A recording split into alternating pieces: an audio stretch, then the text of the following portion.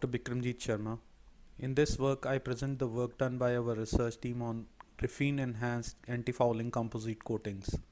This work has been performed at Mechanical Engineering Department, Thapar Institute of Engineering and Technology, Patiala.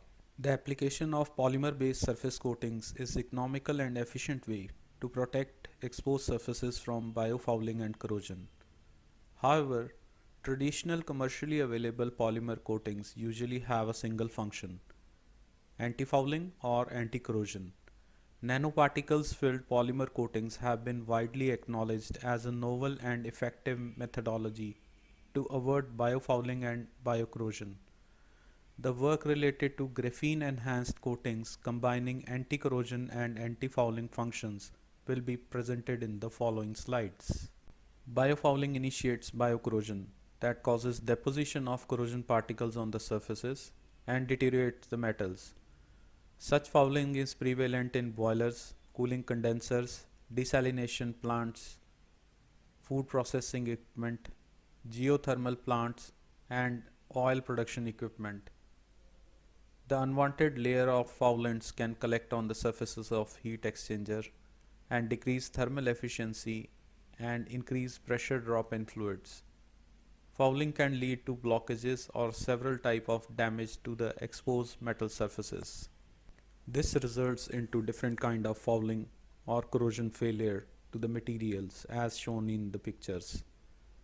Corrosion fouling usually occurs in specific circumstances where either the material being treated or the construction of heat exchanger itself is particularly susceptible to corrosion. For example, aluminium and copper can be highly reactive and frequently suffer from galvanic corrosion or formation of oxides on the tube surface. Fouling rate increases with increase of salt concentration and surface temperature. This results in faster fouling deposit at high operating temperature that causes reduction in flow, drop in pressure, increased drag forces, and decreased performance. As shown in the figures, a fouling layer buildup can be seen over the heat transfer surface, which directly or indirectly affects the overall efficiency of the system and further leads to severe blockage. The National Association of Corrosion Engineers reported that the global cost of corrosion was around 3.4% of the GDP in 2013. It identified that the implementation of corrosion prevention practices resulted in global saving of between 15 to 35% of the total cost of damage in 2016. Thus, it can be said that the corrosion prevention practices can be a useful tool to protect materials from deterioration in harsh service environments.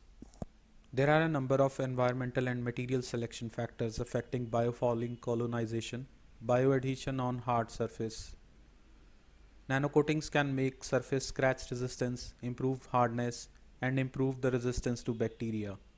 Here the difference between the bare and coated specimen can be seen in the figures, which clearly indicates that coating helps to protect materials from aggressive service conditions. Polymer surface coatings, which are mechanically robust and repel and prevent accumulation, colonization, and attack of organisms on parts or structures submerged in fresh water and other marine environments. The other advantages include reduced wear and tear, better durability, and superior corrosion resistance for prolonged periods. In this work, we used commercially available few-layered reduced graphene oxide flakes supplied by Ad Nano Technologies Private Limited, India, epoxy ER7004. The nanocomposite coatings were synthesized by in situ polymerization method.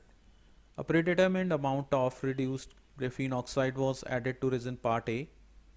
Initial mixing of graphene and resin was done by magnetic stirring for 60 minutes at 2000 rpm. The ultrasonic mixing was done via an ultrasonic processor. The probe sonicator was operated for 60 minutes on pulsation mode, 50 seconds on, 10 seconds off at room temperature. The mixture was degassed at 80 degrees Celsius in hot air oven to remove any trapped air. The mixture was allowed to cool to room temperature for about 18 to 20 minutes. A stoichiometric amount of hardener was added to the mixture and further stirred for 2 to 3 minutes using a glass rod. Finally, the mixture was sprayed to stainless steel 304 specimens using high volume low pressure gravity feed spraying system. The quantity of atomizing air and mixture was independently regulated, and 2 millimeter nozzle was activated by hand lever. The spray parameters are shown in the table were kept constant during the spray deposition on all specimens. The specimens were placed on a level surface inside a curing unit for curing of coating materials. The heat transfer effectiveness of plate type specimens was calculated with respect to exposure time. The specimens prepared to study the effect of foulants on heat transfer were taken out of the fouling medium and tested using a heat exchanger test rig as shown in the figure. The specimens were firmly assembled in heat exchanger plate type unit as shown in the figure, in which the hot water and cold water streams were separated by the specimen with a counterflow arrangement. Thermocouples were fitted with water inlet and outlet pipes for measurement of inlet and outlet temperatures. Also, the plate type specimens were placed in vertical orientation during the experiments, and all data was collected on steady state conditions. The ratio of flow rate of hot and cold water was kept unity during the experiments. The tests were performed for a range of flow rates 4 lpm, 6 lpm and 8 lpm. The heat transfer effectiveness, overall heat transfer coefficient for stainless steel specimen is shown in the figure here. As shown in the graph, the Reynolds number value indicate a fully turbulent conditions in hot water and cold water flow. The Reynolds number value increased in a linear fashion due to increase in flow rate. The overall heat transfer coefficient increased in direct proportion to Reynolds number and exhibited a straight line with constant gradient. A more turbulent flow should increase the heat transfer coefficient due to increase in fluid velocity. The heat transfer effectiveness decreased by 15% when the flow rate was increased from 4 lpm to 6 lpm. A further decrease of 5% was observed in heat transfer effectiveness when the flow rate was increased from 6 lpm to 8 lpm. Further, doubling the flow rate resulted in approximately 40% increase in overall heat transfer coefficient, whereas a drop of approximately 20% was seen in the heat transfer effectiveness. The three flow rates were measured to know the behavior of heat transfer effectiveness. Initially, the value of hot and cold side flow rate was fixed at 4 lpm till the steady state has been achieved. After a similar observation, it was taken for 6 lpm and 8 lpm. To examine the morphology of graphene in epoxy and polyurethane coatings, field emission scanning electron microscopy was used. The micrographs, highly magnified at 50,000x and 25,000x, show the presence of platelet-like crystalline form of carbon, that is, reduced graphene oxide in epoxy matrix. Further, the micrograph reveals that reduced graphene oxide layers were not fully exfoliated. It can be easily noticed that few layers, approximately 3, were stacked together, apparently due to van der Waals forces of attraction present between the layers. X-ray diffraction is a widely used technique to assess the crystallinity and structure of solid samples. Here in our study, RGO displayed the characteristic peak centered at two theta values of 26.42 degree and 42.36 degree that can be assigned to graphitic carbon corresponding to two different interlace spacing of 3.3 degree angstrom and 2.13 degree angstrom. The average crystalline width is the vertical measurement within which the interlayer distance had a value of 0.334 nanometer, but this value can vary depending on the synthesis method used. Further, beta is the full peak width at half maximum height of diffraction peak. Raman spectroscopy is a non-destructive chemical analysis technique which provides detailed information about chemical structure, phase and morphology, crystallinity and molecular interaction between materials.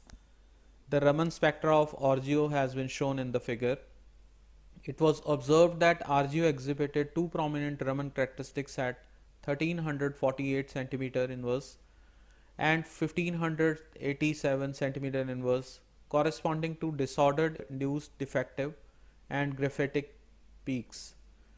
In addition to D and G peaks, low intensity peaks were also seen at 2450 cm inverse 2692 centimeter inverse, 2943 centimeter inverse, and 3240 centimeter inverse respectively.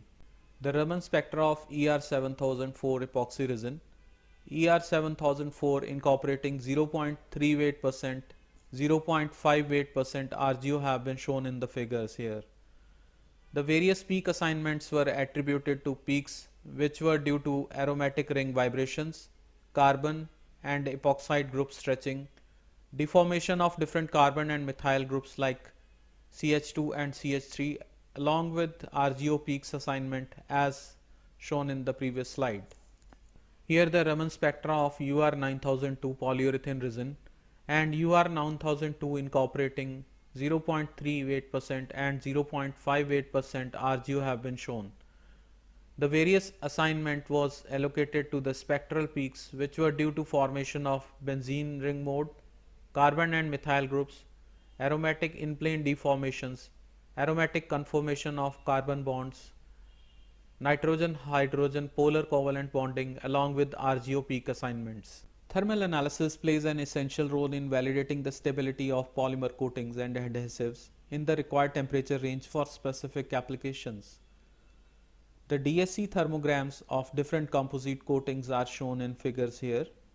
Further, in these DSC endotherm profiles, insets are used to have a clear interpretation of glass transition temperature. The glass transition temperature Tg of neat epoxy was 103 degrees Celsius and neat polyurethane was 113 degrees Celsius. The change in Tg with incorporation of 3 weight% RGO in both epoxy and polyurethane was very small. Generally, the Tg of nanocomposite coating depends on the stability of two effects: the effect of reaction conversion and confinement at a molecular level. A small increase in Tg was observed with incorporation of 5% RGO, and polyurethane 0.5% RGO exhibited Tg at 113 degrees Celsius. The melting peak in DSC thermograms could be observed at approximately 300 degrees Celsius.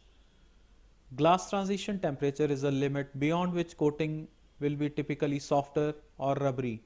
Therefore, a high glass transition temperature will be preferred for heat exchangers which operate at high temperatures. The operating temperature for polyurethane based composite coatings was higher as compared to epoxy based composite coatings.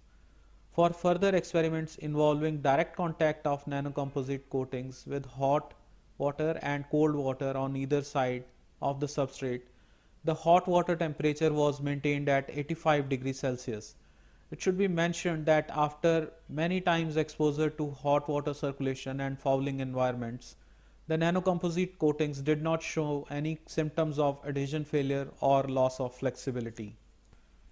Fouling is a time-dependent process, and the newly installed heat exchanger only encounters fouling deposits over plates after a certain operating period.